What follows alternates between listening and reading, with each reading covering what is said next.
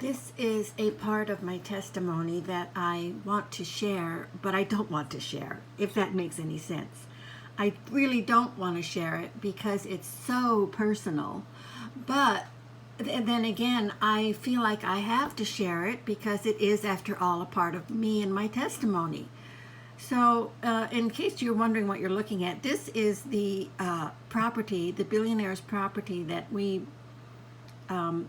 took care of for 3 years. And this little apartment up here, this was our garden above the garage apartment that we had, and it was 3 bedrooms. Can you imagine that? 3 bedrooms.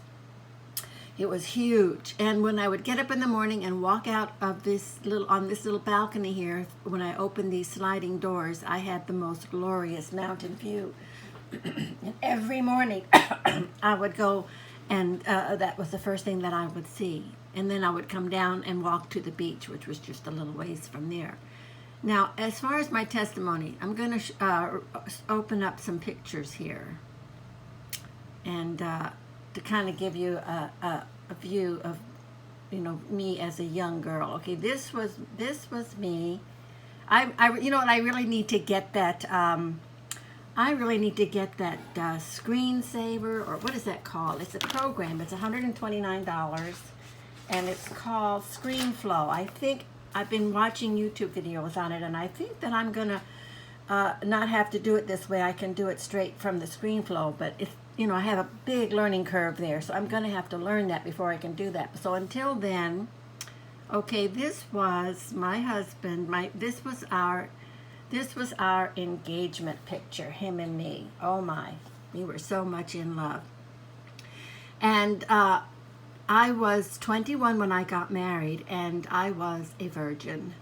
And I had set my mind to that even from a young girl. I knew that I was going to be. So I never allowed myself to get into any situation that would change that. And everyone around me was, they were participating in that sport. So that was me, and that was and the reason why I wanted to be a virgin was not only because I thought it would be a tremendous gift for my husband, that he would appreciate it, but also because of God. I didn't know anything about the Bible. I knew absolutely nothing about God. But just on the off chance that it might be something like that in the Bible, then I was going to remain pure. So that was it. So then he comes along, and he marries me. Okay, he marries me. All right, so now I'm going to come to this picture here. Okay, here we are. I got to tell you now, my children, they absolutely love this picture of their father and me. But I don't know if you can tell, but this is the saddest face inside. On the outside, I'm smiling. Oh, and he's very happy. On the outside, I'm smiling. But on the inside, I was the unhappiest person in the world, because he had taken me to a strip joint. And now this is way before God. He had thoroughly enjoyed himself, but I did not. I was miserable. I thought it was awful because he enjoyed that more than he enjoyed me. And that broke my heart. And the first year of my marriage was the unhappiest of my life. But he went off to war. He went to Vietnam. He was in pilot training for the first year of our marriage. Then he goes off to war in Vietnam. And I'm figuring, well, when he comes back, it'll be different. So he comes back, and it's not any different. It's in fact, I get pregnant, and from that point on, I become he has maybe a Madonna complex, because I was so God conscious, because I was a virgin when nobody else in the world, as far as I know, was. I became like a Madonna type figure, because after I got pregnant, and from that point on, that was the end of that. And you may wonder, well, how did I get pregnant? Well, I knew when I was ovulating, and all I had to do, we wanted children, so all I had to do was say, hey, I'm ovulating, let's get to it. And of course I received the seed and I got pregnant.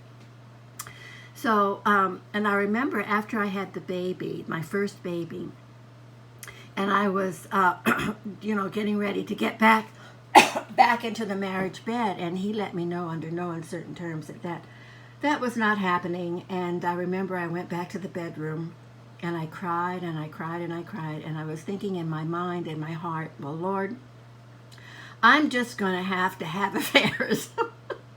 I'm going to have to be an unfaithful wife, and that would be terrible. That would just be, because in my mind, when I said till death do us part, I meant that. So now I'm looking at a very long road ahead of me, a till death do us part road, and I'm going to be denied the marriage bed. So, in after I had saved myself for the marriage bed.